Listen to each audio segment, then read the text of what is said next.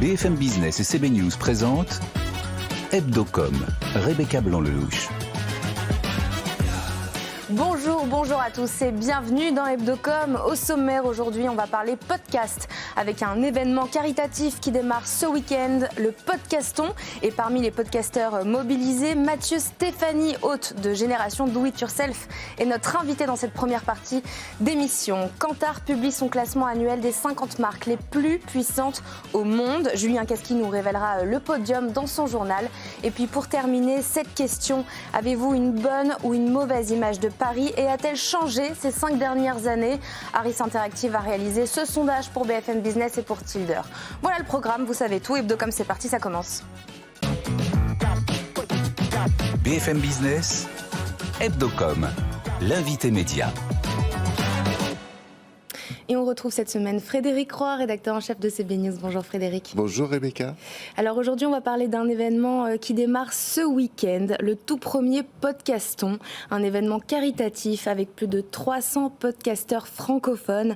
À l'heure où le podcast cartonne en France, ce sont 17,6 millions de Français qui en écoutent chaque mois. Et alors à l'image du Téléthon, le but est de soutenir des grandes causes ou des associations pendant une semaine en leur donnant la parole. Et parmi les podcasts qui joue le jeu, un des plus populaires, Génération Do It Yourself par Mathieu Stéphanie, qui est notre invité aujourd'hui. Bonjour.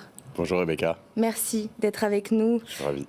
Cet événement est à l'initiative du réseau social Altrou. Il a lieu du 25 au 31 mars.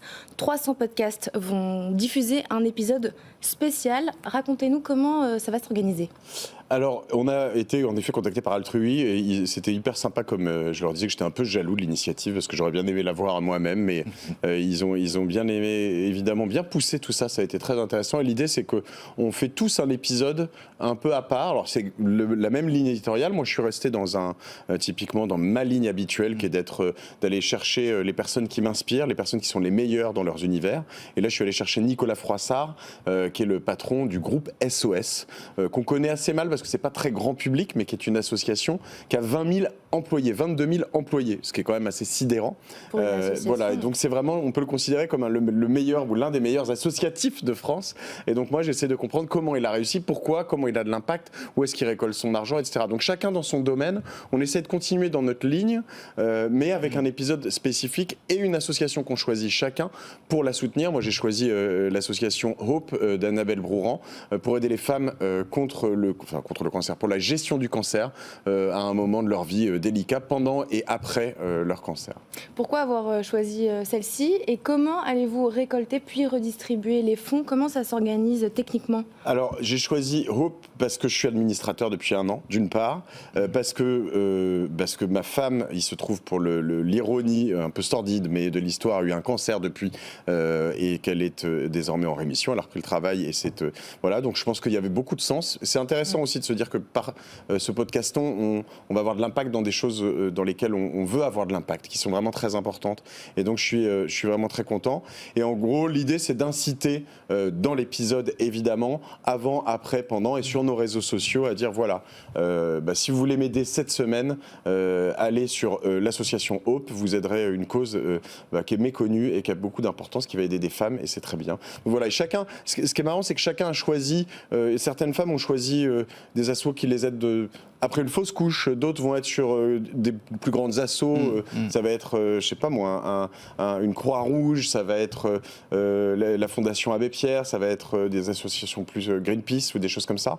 Et donc je trouve ça assez intéressant de pouvoir distribuer chacun tout en s'unifiant tous ensemble, c'est vraiment pas mal. Parce qu'en fait, il n'y a pas un système unifié de récolte des dons. Chacun incite son association, entre guillemets, enfin, à ses auditeurs à aller vers la sauce. Quoi. Ce qui est, je pense, très bien, parce qu'il y a un côté souple, très personnel, souple. Oui, voilà. Et en fait, je crois que l'univers du podcast a quelque chose de particulier, c'est qu'on se soutient beaucoup, tous les uns les autres. Contrairement, je pense, à d'autres univers, je pense que c'est moins le cas sur YouTube. Que les autres. Je crois vraiment. En tout cas, nous, on a toujours été très inclusifs chez Causa Vostra, chez Orso Media, avec d'autres podcasteurs. On a beaucoup de gens, on s'aide, on prête nos studios, on fait toujours des choses vraiment sympas.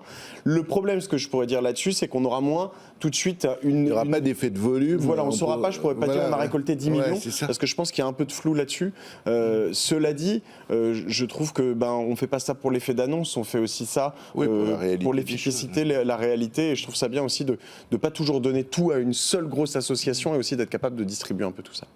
On va parler un peu plus de podcast en général. Aujourd'hui, 151 millions de podcasts sont écoutés ou téléchargés chaque mois en France. En 2023, le podcast nous informe, nous coach parfois, nous divertit. Vous vous êtes lancé en 2017. Est-ce que vous pouvez nous raconter l'histoire, la genèse de Génération Do It Yourself ?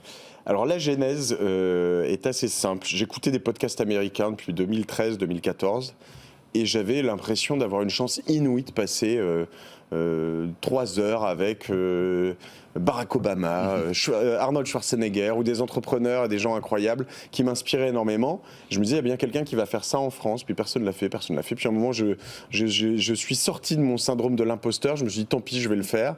Et j'ai acheté 2 micros, un Zoom, vous connaissez ça plus que moi, je pense, 2 micros Shure, j'en ai eu pour 300 ou 400 euros de matériel, c'est vraiment rien. Et puis je me suis lancé, je me suis dit, je vais faire 10 épisodes et je vais voir si ça me plaît. Et il y a eu une sorte de succès assez rapide. Après, succès rapide, ça veut rien dire. Ce que je veux dire, c'est que dans ces univers, quand j'avais 300, 500, 1000 personnes qui m'écoutaient, j'étais déjà tellement heureux. Aujourd'hui, vous êtes à 700 000 écoutes mensuelles. C'est quand même gigantesque. Est-ce que vous pouvez nous expliquer les raisons de ce succès, selon vous ? Je crois qu'il y a plusieurs choses.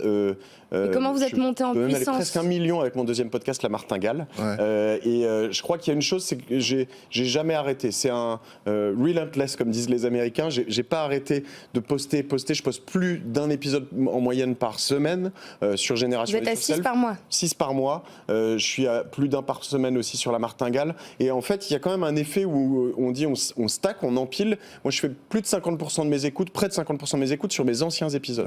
Donc le fait d'avoir un back catalogue important, ça fait. Et pourquoi ? Parce que vous remettez en avant des anciens épisodes ? Non, parce que les gens remontent, les gens qui me découvrent, ils vont me découvrir sur quelqu'un d'assez connu, sur Alain Ducasse, sur Bob Sinclair, et puis Yannick Noah, et puis ils vont se dire ah mais c'est pas mal son truc, puis finalement ils vont se dire je peux écouter aussi des entrepreneurs, et j'essaye de faire en sorte que mes podcasts soient pas marqués dans le temps. Ce que je veux, c'est qu'un épisode que j'ai enregistré, le premier épisode de Génération Do It Yourself, je pense après 6 ans est toujours valable.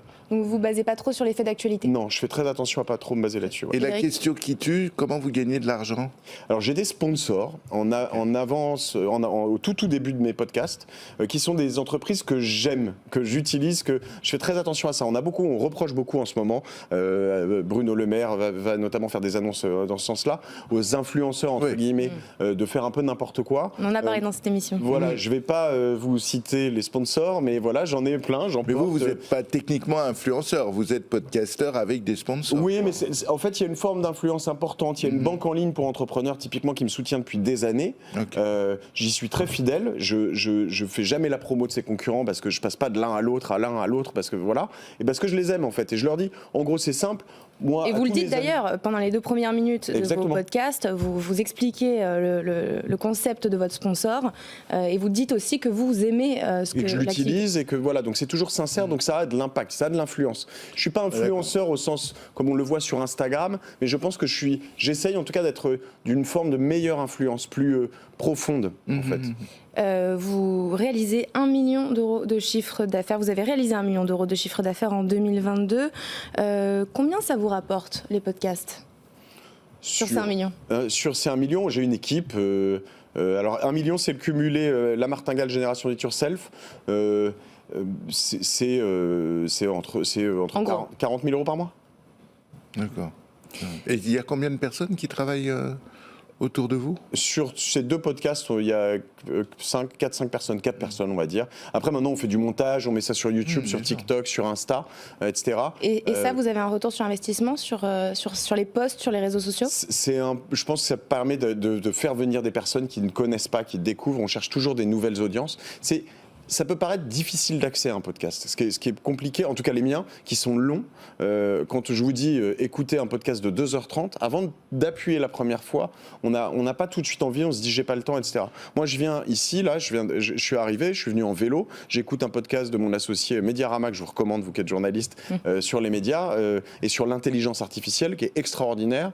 Et François Desfossés sur Mediarama, l'épisode, je l'ai commencé hier, arrêté, recommencé, là je viens de l'arrêter, je vais le recommencer en partant. En fait, je les fractionne. C'est du contenu comme un bon livre, quoi. Donc, Vous qui êtes un des plus populaires aujourd'hui sur le marché des podcasts, on a vu qu'en janvier 2023, la consommation se tassait un petit peu.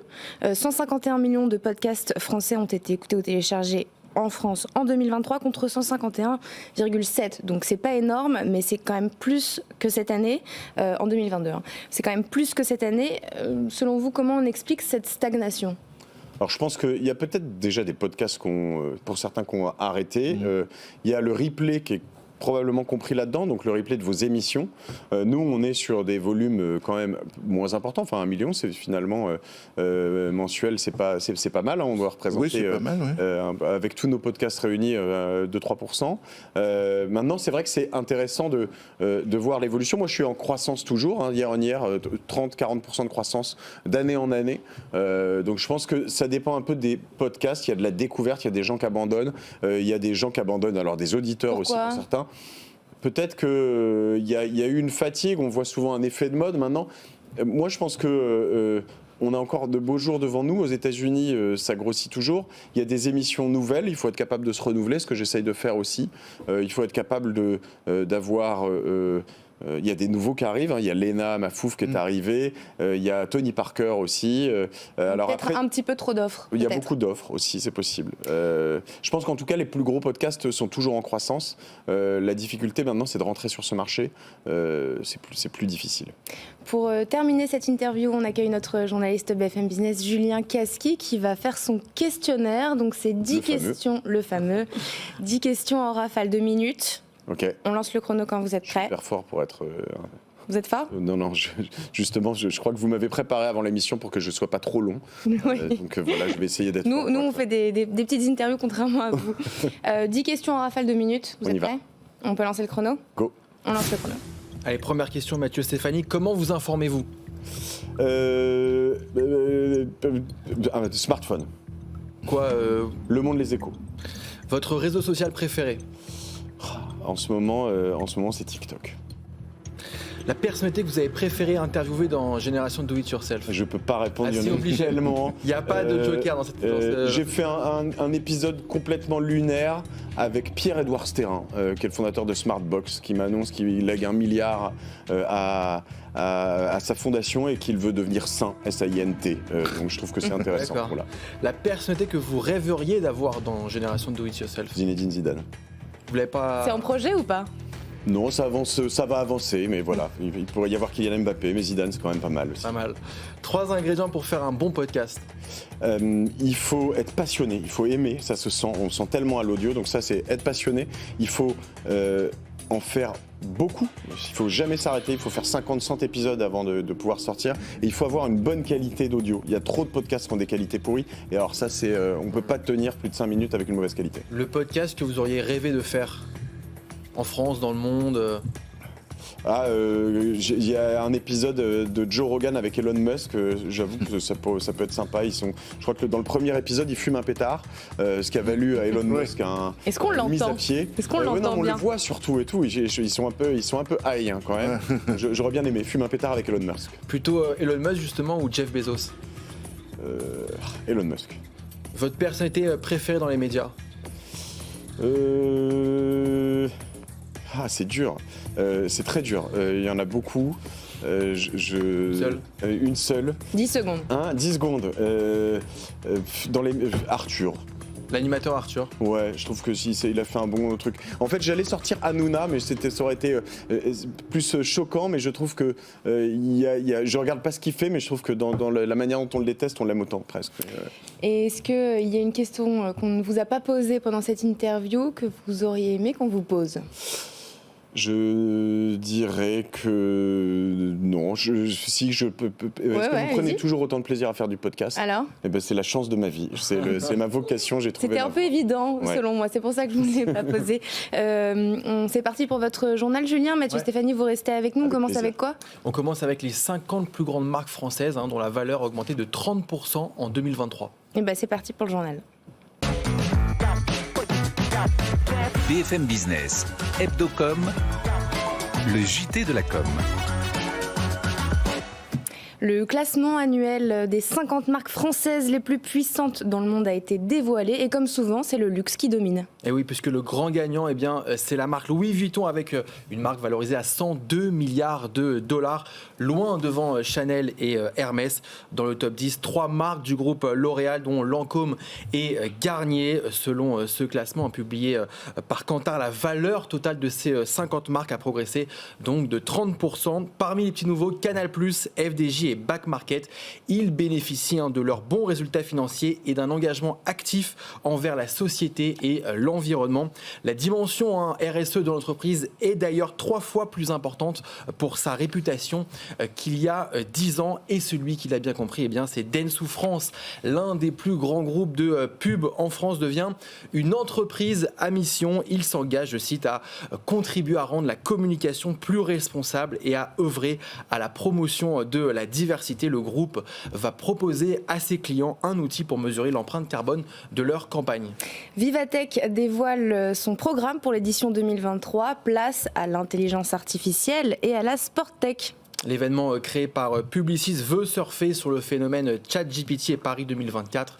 Tony Estanguet, le patron du comité d'organisation des Jeux Olympiques, fera partie des intervenants, tout comme Christelle Edman, la directrice générale d'Orange, ou encore Bernard Arnault.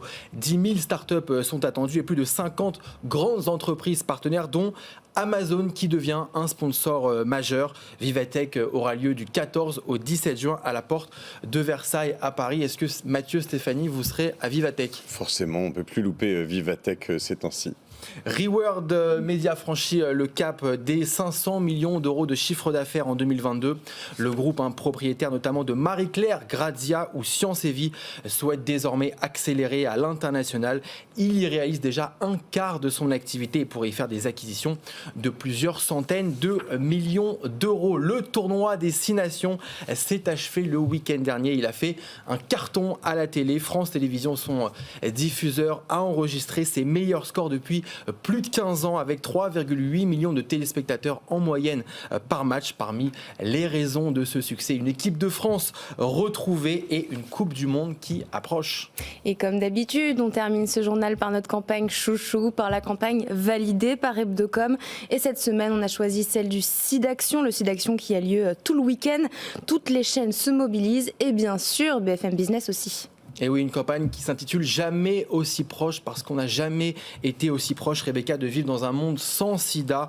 40 ans après la découverte du virus, elle a été conçue par The Good Company. Dans un spot vidéo, on y voit un jeune homme et une jeune femme se rapprocher progressivement l'un de l'autre jusqu'à quasiment s'embrasser. Une distance de quelques centimètres demeure entre eux, symbole des quelques centimètres qui nous séparent d'un monde sans sida. Cette campagne 360 sera diffusée tout le week-end sur toutes les chaînes de télé, dans les salles de cinéma, en affichage dans le métro parisien et bien sûr sur tous les réseaux sociaux.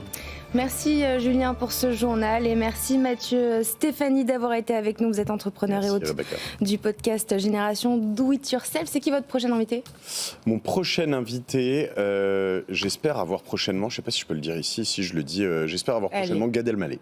Ah génial. Bon, on vous souhaite de l'avoir. C'est parti pour le Focuscom. BFM Business, Hebdocom, le Focuscom. 9500 tonnes de déchets non collectés à Paris. Plus de 2 semaines que la mobilisation des éboueurs contre la réforme des retraites perdure. Les médias étrangers surnomment Paris non plus de ville lumière, mais de ville poubelle. À l'heure où la situation se détériore, on s'est posé cette question cette semaine. Avez-vous une bonne ou une mauvaise image de Paris et diriez-vous qu'elle a changé au cours de ces 5 dernières années? Réponse, 59% des Français ont une bonne image de Paris. En revanche, 64% d'entre eux trouvent qu'elle s'est dégradée. Harris Interactive a réalisé ce sondage pour BFM Business et pour Tilder. Geoffrey Pouget, bonjour. Bonjour. Vous êtes associé chez Tilder. Fabrice Pelosi, bonjour. Bonjour. Vous êtes directeur associé chez Epoca. Merci à tous les deux d'être avec nous. Geoffrey, ce que l'on en conclut, c'est que Paris n'est pas renié par les Français. En revanche, il y a quand même une sensation de dégradation. Quel est l'impact pour son image ? Oui, on pourrait dire Paris aimé, mais Paris dégradé. C'est vrai que sur la première question, et cette majorité très courte de Français qui affirment encore aujourd'hui avoir une bonne image de Paris, c'est assez surprenant finalement par rapport au contexte qu'on vit et dans la période où a été fait le sondage, évidemment avec cette grève des éboueurs, c'est assez surprenant et en même temps c'est rassurant. Heureusement, j'ai envie de dire que les Français gardent une bonne image de leur capitale. Imaginez un monde où on ait besoin de faire du marketing territorial pour attirer les gens ou les faire rester à Paris, ça serait quand même dommage. Donc j'ai envie de dire c'est rassurant. Après le vrai point et le vrai élément, c'est cette mise en perspective par rapport aux 5 dernières années et cette dégradation qui est constatée par plus de 2/3 des Français. Là, pour le coup, si on reste dans notre focus com, et il y a quelques éléments d'analyse sur les 5 dernières années, il y a évidemment des marqueurs assez négatifs en termes d'image et de réputation autour de Paris. Il y a eu évidemment les Gilets jaunes, c'est plus qu'un marqueur, c'est un vrai mouvement social, mais ça a donné lieu à des images fortes. On se rappelle de ce qui s'est passé autour de la place de l'Étoile et de cette année. On a également Saccage Paris, qui est quand même en termes de communication un hashtag qui dure depuis 2021 et qui aujourd'hui a un écho un peu particulier avec ce qui se passe et ce qu'on expérimente dans les rues parisiennes aujourd'hui, qui déjà positionnait cet enjeu de salubrité et de Paris comme une ville qui peut être perçue sale et puis des problèmes aussi de gestion de flux. Alors Stade de France, c'est pas vraiment Paris, mais quand même ce qui s'est passé à cette finale de Ligue des Champions en 2022, tout ça c'est autant de marqueurs effectivement à la fois en interne entre guillemets pour les Franciliens, pour les Français en général négatifs et vous l'avez dit tout à l'heure à l'étranger aussi. Alors c'est pas ça, notre sondage porte pas aujourd'hui sur cette partie-là, mais lisez la presse étrangère depuis une semaine. Paris fait la une de beaucoup de presse. Vous avez cité le Forbes tout à l'heure avec ce Paris Ville Lumière et Paris Poubelle. Ouais. On est à moins 500 jours aujourd'hui des Jeux Olympiques. On va accueillir la Coupe du Monde. Donc tout ça, évidemment, il y a un enjeu de réputation aujourd'hui et d'image qui est extrêmement fort. Fabrice, en quoi Paris est un outil de communication politique aujourd'hui ? Un outil de communication politique. On le voit. L'image de Paris. Dans les différentes manifestations, on le voit. C'est utilisé avant tout là et. C'est assez historique pour Anne Hidalgo, parce qu'on ne parle pas de la mairie de Paris, mais on parle de l'image de Paris qui est très bonne. Et là, Anne Hidalgo, elle a quand même passé un nouveau cap dans lequel elle n'est plus au service de ses concitoyens parisiens, mais plutôt au service de son image politique, en soutenant le mouvement des éboueurs, et donc en étant dans un positionnement national plutôt que de trouver des solutions en local. Je trouve qu'en city branding, si on pense à New York, on connaît I Love New York. Si on pense à Amsterdam, on a en tête I Amsterdam ou même à Lyon, Only Lyon. À Paris, c'est quoi le slogan ? On a la Tour Eiffel. On a la Tour Eiffel. On n'a pas de slogan, mais on a la Tour Eiffel. On n'a pas de slogan. C'est quoi ? Alors, on a eu la ville du quart d'heure. On a Paris est magique. Paris est magique. Alors, justement, tout l'enjeu, certainement pour les politiques et pour Anne Hidalgo, c'est de bénéficier au plus des opportunités créées au niveau national, parce qu'il y a des choses qui ne dépendent pas de la ville. Et d'ailleurs, ces équipes savent dire quand il y a des points négatifs qui ne sont pas de son fait. Là, d'ailleurs, le truc, c'est de dire que les grèves ne sont pas du fait de Paris.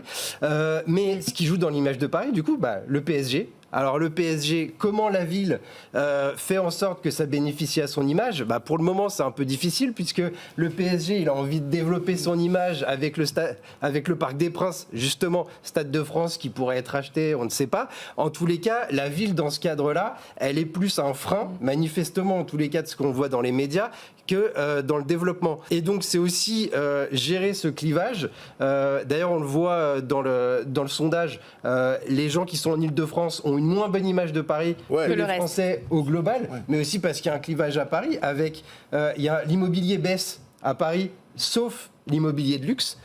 Et en revanche, la réponse de la mairie de Paris pour ça, c'est de développer l'immobilier accessible à tous jusqu'à 40%. Donc là, il va falloir être au rendez-vous pour Paris 2024, évidemment. Justement, j'allais y venir. Geoffrey, rapidement, quel impact sur l'attractivité et voilà, à moins de 500 jours des Jeux Olympiques? C'est un vrai enjeu, et encore une fois, faites une revue de presse des 10 derniers jours des grands médias européens et internationaux. Le Time Magazine va sortir sa prochaine édition, ça sera en une, ça sera la Seine. Ce rêve parisien d'assainir la Seine et de pouvoir nager dans la Seine, un vrai rêve. Donc il y a aussi toujours cette image un peu Émilienne Paris, aussi un décalage à l'international entre ce que les gens expérimentent. Ouais, il y a une question d'image et de réalité. Et de réalité, aussi, voilà. Mais les échéances sont importantes. Il ne faut pas non plus tomber dans le pessimisme. Paris a tout pour faire que ces Jeux soient une réussite. En revanche, c'est vrai que Paris, c'est un bien commun national, mais c'est un bien commun, on se rend compte aussi mondial, et donc tout le monde a envie de donner son avis sur Paris, tout le monde est passionné par ça, et c'est un peu ce que montre ce sondage, encore une fois, cette ambivalence. Paris, c'est merveilleux, Paris, c'est parfois l'enfer, et finalement, parfois... Et Paris, c'est magique, voilà. Je tiens à le dire encore une fois. Merci Geoffrey Pouget, vous êtes associé chez Tilder. Merci Fabrice Pelosi, vous êtes directeur associé chez Epoca. C'est parti pour la chronique de Frédéric Roy. BFM Business, Hebdocom, la chronique média. Vous voici donc de retour, Frédéric. Mais vous étiez où la semaine dernière? Eh bien, je n'étais pas à Paris, mais à Bordeaux. Et je ne vais pas vous parler de Bordeaux, parce que je n'ai pas trop vu. Parce que j'étais, en fait, au jury du Grand Prix de la communication extérieure, ce qu'on appelait avant le Grand Prix de l'affichage. C'est organisé par l'Union de la publicité extérieure, qui rassemble les principaux afficheurs. Et cette année, ils invitent des créatifs qui jugent pas moins de 140 campagnes. Ça fait 620 visuels. Et c'est les plus grands créatifs de France qui jugent. Et qu'avez-vous choisi comme meilleure campagne alors? Alors moi, rien, parce que c'est un prix qui est ouvert aux journalistes qui peuvent regarder le jury, mais qui eux ne votent pas. En revanche, les jurés, eux, ont très bien travaillé et ils ont choisi une campagne Lacoste qui est très belle, qui montre des rencontres inattendues entre des personnes totalement différentes, dont le seul rapport est un produit avec le fameux crocodile. Des très belles photos colorées qui contrastent complètement avec le ton général de cette année, où on ne voyait surtout des textes comme le cochon. Tout est bon sans le cochon. Tout est bon sans le cochon, merci. Je m'en rappelle. Voilà, exactement. Donc, et la seule campagne qui ne parle pas, c'est celle qui a gagné, c'est celle de Lacoste. Donc c'est plutôt une bonne nouvelle. C'est signé BETC et il se trouve, un peu d'autopromo, que c'est aussi la campagne qui avait gagné la 5e étoile du jury CB News, du hit parade CB News. Donc c'est un bon choix. Comme par hasard. Comme par hasard. Merci Frédéric Roy, merci à tous de nous avoir suivis. Rendez-vous la semaine prochaine, même heure, même endroit, mais surtout en replay et partout sur toutes nos plateformes, nos applis et sur nos sites. Très bon week-end sur BFM Business. Hebdocom sur BFM Business.